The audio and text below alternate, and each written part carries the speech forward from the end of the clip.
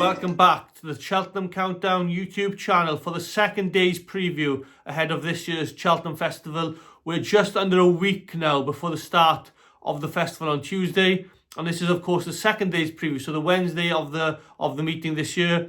We have the Turners Novices Hurdle to look forward to, the Brown Advisory Novices Chase, we have a cross-country chase as well to look forward to, and of course headlined by the 2-mile champion chase at 4 o'clock on Wednesday. It's another superb card back at Cheltenham, and this is your second day's preview. Kick things off then on day 2 of the festival this year with the Grade 1 Turners Novices Hurdle run on the old course at Cheltenham over 2 miles and 5 furlongs. And your market leader at the moment is Final Demand for Willie Mullins. He's roughly a 6-4 price at best for this race. He also has an entry elsewhere later in the week. He could be running in the Bartlett over 3 miles on Friday. So we do await to see which race he's going to be pitched in come festival week. The New Line is next in the market, second favourite at the moment for Dan Skelton. He's roughly a 7-4 price as we speak. The Yellow Clay is 6-1. Potter's Charm is in there as well, as is Kiss Will again for Willie Mullins at higher prices. So those are the sort of horses to look at in this particular market for the time being. I'll start off with Final Demand then, who won the Nathaniel and Lacey Novices Hurdle at the Dublin Racing Festival at Leopardstown this year. He won it very well. I just feel he could be a bit more of a Bartlett type at Cheltenham. Is he speedy enough? Has he got tactical speed to win a Turners over 2.5 miles on the old course, which is a bit more twisty and turny rather than the new course at Cheltenham? So I am just susceptible to think Final Demand hasn't got the speed and potentially the class to win over this short of a trip. The New Lion next, who's obviously a 7-4 price for Dan Skelton. He's since been bought by JP McManus following his Charlo Hurdle win at Newbury at the back end of last year. He won't mind the ground. He will love the drying ground at Cheltenham. I think his novice hurdle win at Newbury in November is working out really well as well. So he could be one on your radar for this particular race. The Yellow Clay next. Now he wins workmanlike for Gordon Elliott, I think. He's the one that would have enjoyed a bit more rain at Cheltenham this year, which we've had a lack of, to be honest. So I think the Yellow Clay, I'm going to disregard him, even as an each-way alternative as well. I don't think he'd be my pick for an each-way shot as well in this race. In that sense, I'm going to be siding with Potter's Charm each way for this race as well. I think he's got a good bit of value to his price now, despite losing last time out on trials day back at Cheltenham. I think the Twiston Davis team are very bullish about him. They're very, very bold with their selection, with the way they send their horses to which races. And I think Potter's Charm has got a good chance of placing at best in this race. So my selection at the moment for the Turners, I probably will be siding with the New Lion for Dan Skelton. I think they have a great opportunity to win a Grade 1 of a novice hurdle Grade 1 this time around. And like I said, I'll probably be siding with Potter's Charm each way at a bigger price as well. The next race on day 2 is the Brown Advisory Novices Chase over 3 miles on the old course at Cheltenham again. And Ballyburn is the short price favourite at the moment for Willie Mullins in this particular race. He's roughly at about 6-4 at the moment. Dancing City is next in again for Willie Mullins. You've also got Better Days Ahead and Lecky Watson, High Class Hero. It's dominated much by the Irish trainers at the moment for this race. And like I said in yesterday's preview show, on day 1's preview show, I mentioned that I had a nap for this year's festival that I was going to reveal on today's show. It's going to come in this race. It's going to come in the Brown Advisory Novices Chase, and it is Ballyburn who I am napping for this year's Cheltenham Festival. I think he's tailor-made for 3 miles at Cheltenham over fences on the old course. He settles well over a longer trip, as we saw at Leopardstown in the Dublin Racing Festival, where he put away Croke Park, I should say, after the last fence quite comfortably. That was over a 2-mile, 5-furlong trip. I think even more up in distance will see him to better effect. So Ballyburn is going to be my selection in this race.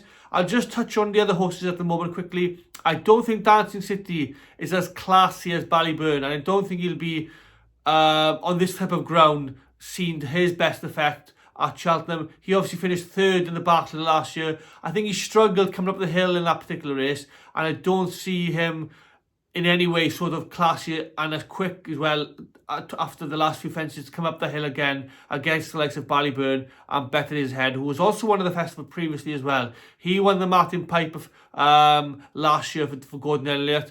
He's got a decent each way shot, But I just think the tailor-made horse in this race is Ballyburn. He's going to shoot up the hill. He's going to jump well. He settles better over a longer trip.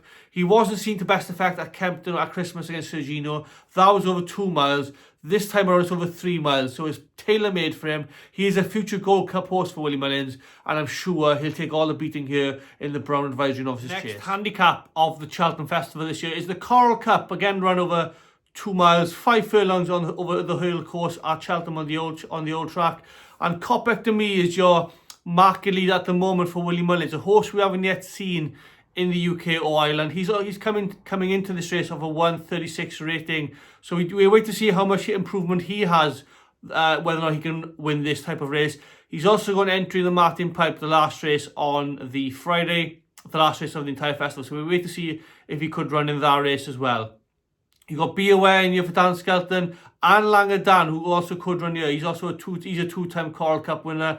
Could he run here or the Stayers Hurdle on Thursday? We wait to see which race he might run in. Altabelli is in there for Harry Fry. And also we have my selection for the race, who I put up in my Antipus series, Impose Toi, who I backed at 12-1. I think he's very well handicapped. He's an improving sort.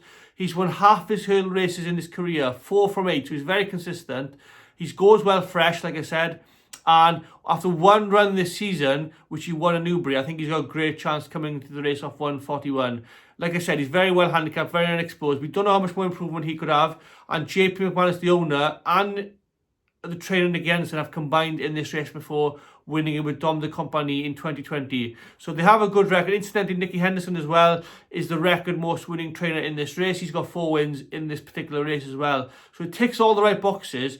And I think Impose Toi at 12-1 is a bit of value. So if you are shopping around for 5 or 6 places each way, consider him. He's a good shout at 12-1, I feel. Moving on to the cross-country chase now on the Wednesday of the festival. And it is now employed as a handicap race at this year's meeting. You've got Stumptown as your market leader, who's going to be carrying top weight in this race this time around. He's currently a 9-4 price. You've also got in there Galvin, Vanillier and Bustleton at decent prices as well. Moving back to Stumptown then, like I said, he's going to be carrying top weight in this race. I just feel he's the classy horse in this type of race for this year's cross country. He won over the Punchestown Banks in November on his first run of the season, and then followed up by winning over the course and distance back at Cheltenham a month later. I think he's the classiest horse in this race, despite his weight carrying, the amount of weight he'll be carrying.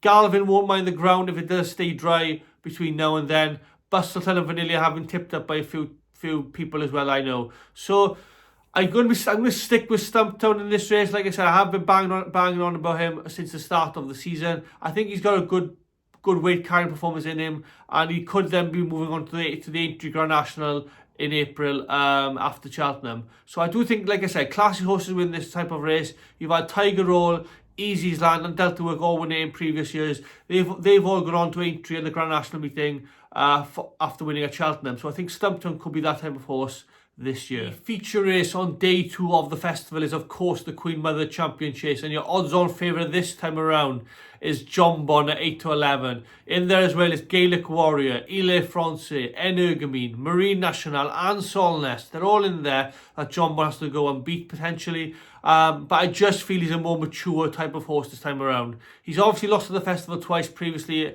in the Supreme and the Arkle.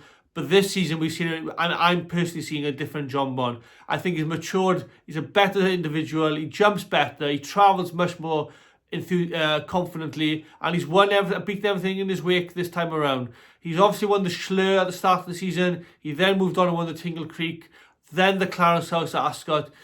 He is the best 2-mile chaser we have in the UK and Ireland this season, I feel. I've done a full circle on this race this time around. I obviously was a Gaelic Warrior fan at the start of the season. No, I'm not. I'm fully in on John Bon this year. I think it is his year. I think it is Nicky and JP McManus' race to lose with John Bon. He has a great partnership with Nico de Boinville as well in the saddle. 7 from 7. He's never lost to him, Nico de Boinville, while he's partnered up with John Bon. They are a brilliant pair together, and I just can't see how they're going to get beat. If Ile Francais does run here, obviously he's got an entry in the Ryanair as well. He may make it difficult with Solness up in front, but I just think John Bunker sitting behind and travel as well. He has stayed 2.5 miles previously as well, winning at Aintree, so he does have stamina as well.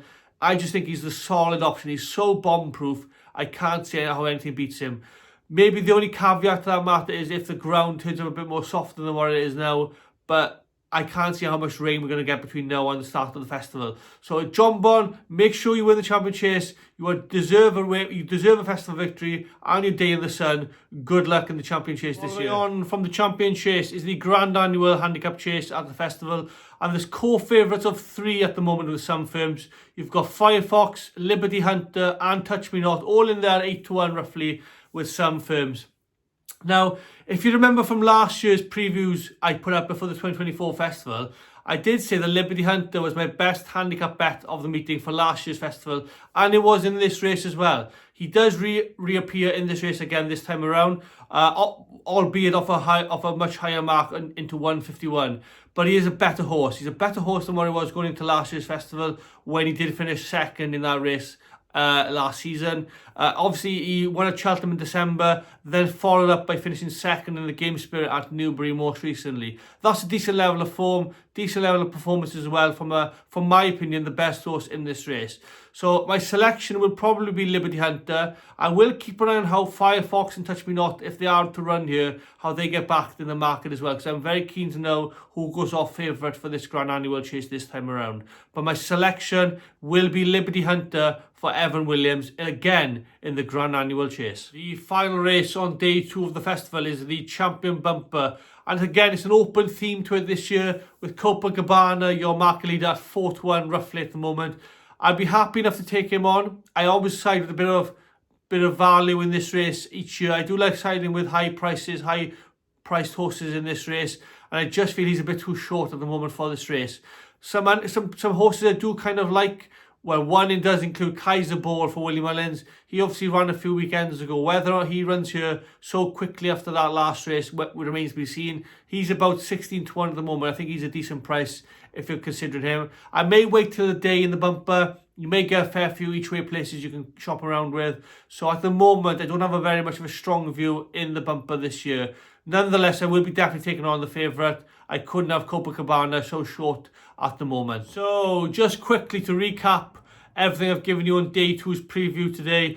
I've given you obviously my nap of the entire festival. It's going to be Ballyburn, who is going to be my best bet of the entire meeting this year. I cannot see how he's going to get beat in the Brown Advisory Officer's Chase.